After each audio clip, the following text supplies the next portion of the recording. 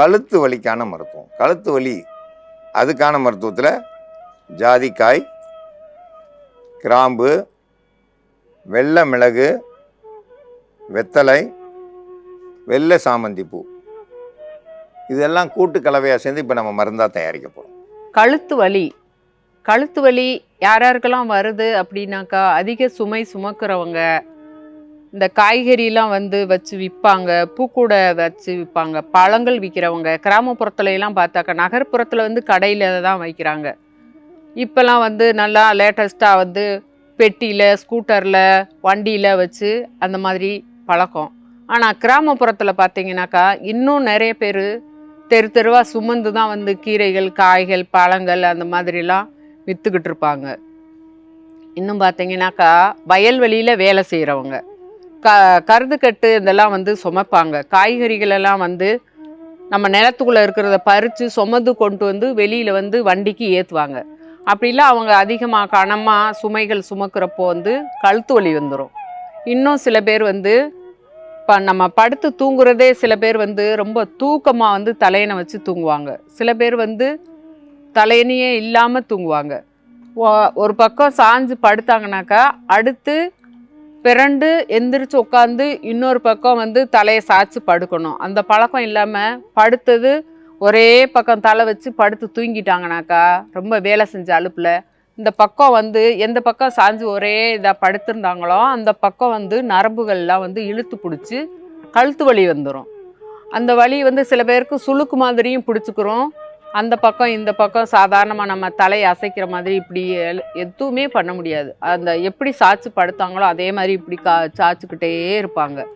இதெல்லாம் ஏன் வருது அப்படின்னாக்கா, நரம்புகள் ரத்தோட்டங்கள் ஒரே சீராகாமல் இருந்ததுனால, அதிக சுமைகள் சுமக்கிறதுனால நம்ம தலைக்கு அதிகமாக சுமையை எடுக்கிறாங்கனாக்கா, கொஞ்சமாக நம்ம சுமக்கத்தக்கன தான் சுமைக்கணும். தேவையில்லாமல் அதிகமாக சுமைகளை சுமக்கிறது, நாள் முழுக்க சுமந்துட்டு அலையிறது, அப்படி இருந்தாங்கனாக்கா உடம்பு தாங்க முடியல. நரம்புகள் புடைப்பு ஏற்பட்டுரும். ரத்தோட்டங்கள் நரம்புகள் புடைச்சி விரிவடைகிறப்போ வெடிச்சு போகிற மாதிரி வலி வந்துடும். அந்த வலி ஆணாக இருந்தாலும் பெண்ணாக இருந்தாலும் கடினமான சுமைகள் சுமந்து வேலை செஞ்சவங்களுக்கு கீழே படுத்து ஒரே சைடு படுத்துட்டு அந்த பிடிப்பு மாதிரி பிடிச்சிக்கிடுச்சு கழுத்து வலி இருக்குது அப்படின்றவங்களுக்கு கழுத்து வலிக்குள்ள மருந்து தயாரிக்கும் முறையை பற்றி நாம் இப்போ பார்க்கலாம். வெள்ளை மிளகு நம்ம எங்கே வரைக்கும் வலிக்குதோ, கழுத்தில் எந்த அளவு கழுத்து வலிச்சதுன்னா இடுப்பும் சேர்ந்து வலிக்கும், இந்த ஷோல்டரு எல்லாமே சேர்ந்து வலிக்கும். கழுத்து வலின்றது சாதாரணமாக இருக்காது. கழுத்து எங்கே வரைக்கும் வலிக்குதோ அந்த வரைக்கும் நீங்கள் இந்த நம்ம தயார் பண்ணுற மருந்தை போட்டுக்கிறலாம். ஒரு 15 மிளகு எடுத்துக்கிறலாம். இந்த பொடி பண்ணி வச்சுருக்கிறேன். வெள்ளை மிளகு பொடி கொஞ்சமாக எடுத்துக்கிறலாம். ஒரு 1/4 ஸ்பூன் அளவுக்கு எடுத்துக்கிறலாம். வெற்றிலை சாறு நரம்ப ஒரே சீராக வலியை வெடுக்குன்ற வலியை இந்த நீர் பிடிப்பு அந்த மாதிரி புடைச்சிக்கிட்டு இருக்கிறத ஒரே சமச்சீராக ஆக்கும். அதனால் வெற்றிலை 3 வெற்றிலை எடுத்து அரைச்சி கூழாக வச்சுருக்குறோம். வெற்றிலை எடுத்து ஒரு 3 வெற்றிலை எடுத்து நல்லா அரைச்சி வச்சுருக்கிறேன். அது கூடத்தான் இந்த வெள்ளை மிளகு ஒரு 15 மிளகு எடுத்து நல்லா பொடி பண்ணி கூட சேர்த்துக்கிறணும்.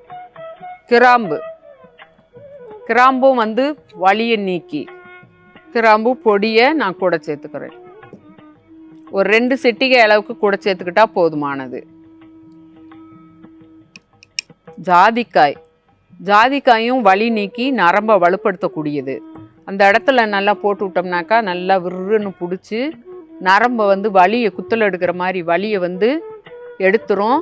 அதே நேரத்தில் அந்த விறுவிறுன்னு பிடிக்குதுனாக்கா நீங்கள் ரொம்பவும் அசைவு கொடுக்காம டக்குன்னு திரும்பாமல் ரேஸாக வருடி கொடுத்து கழுத்தை அப்படியே ரேஸாக அசைச்சு பார்க்கணும். சின்ன ஸ்பூனில் 1 ஸ்பூன் அளவுக்கு கூட சேர்த்துக்கலாம். இப்போ இது கூட சாமந்திப்பூ. எப்படிப்பட்ட வலி வெடுக்குன்னு வலிச்சுக்கிட்டு இருந்தாலும் அந்த வலியை இந்த மருந்து கூட்டு மருந்தோடு நம்ம சேர்க்குறப்போ வலியை சீக்கிரமாகவே போய்க்கிறோம். நரம்புகளை ஒரே சமச்சீராக அதிக சூடுனால இருந்தாலும் சூட்டை குளிர்ச்சிப்படுத்தி வலியை போக்கக்கூடியது. இதை கையிலேயே கசக்கி விட்டுறலாம். ஒரு பூ கூட சேர்த்துக்கலாம். இந்த மாதிரி நல்லா வெத்தலை சாறு வந்து கொஞ்சம் நல்லா தண்ணி விட்டேவும் அரைச்சிக்கோங்க. கழுத்தில் எங்கே வரைக்கும் வலி இருக்குதோ அது வரைக்கும் கழுத்தில் ஃபுல்லாக நீங்கள் போட்டு விட்டுறணும். இரவில் போட்டிங்கனாக்கா காலையில் வெந்நீர் வச்சு லேசாக தேய்ச்சி விட்டு வெந்நீர் தான் ஊற்றணும். நீங்கள் பச்சை தண்ணி ஊற்றுனீங்கனாக்கா நரம்பு புடைச்சி வலி இருக்கிறதுனால அதிகமாக வலி தான் இருக்கும். அதனால் பச்சை தண்ணியில் குளிக்காமல் காய வச்ச தண்ணியில் தாங்கக்கூடிய சூட்டில் மெதுவாக ஊற்றி அதை வருடி வருடி விட்டு நீங்கள் குளிச்சுட்டிங்கனாக்கா கழுத்து வலி போயிடும். கழுத்து வலி வந்துருச்சுனாலே ரொம்ப வேதனையாக இருக்கும். இன்றைக்கி தையல் மிஷின் தைக்கிறவங்க, இன்னைக்கு கணினியில் வேலை பார்க்குறவங்க, இருசக்கர வாகனத்தில் போகிறவங்க எல்லாருக்குமே கழுத்து வலி இருக்குது. ஏன்னா கூர்ந்து கவனிக்கிறதால சும்மா அதே இதில் இருக்காங்க. இன்றைக்கி கைபேசியில் பேசிக்கிட்டே போய் கழுத்து பிடிச்சிக்கிட்டு இருக்கவங்க நிறையா பேர் இருக்காங்க. ஏன்னா வீட்டில் கூட இப்படியே தான் பேசிக்கிட்டு இருக்காங்க, நேராக நிமிர்ந்து பேசுகிறதில்ல. அப்போ கழுத்து பிடிச்சிக்கிறது, கழுத்து பிடிச்சி கழுத்து வலி இருந்தனாலே முக்கியமாக ஜாதிக்காய், வெத்தலை, கிராம்பு, வெள்ளை சாமந்தி பூ, வெண்மிளகு இது எல்லாத்தையும் கூட்டு கலவையை அரைச்சி எடுத்துருக்காங்க. இதை தடவிட்டு பகலில் 1 மணி நேரம் வெயிலில் இருக்கணும். 1 மணி நேரம் வெயிலில் இருந்து அதுக்கப்புறம் வெந்நீர் வச்சு குளித்தாங்கன்னா அன்னையோடு சரியாயிடும். 3 நாளைக்கு மேலே தேவையில்லை. விருந்து மருந்து 3 நாள்.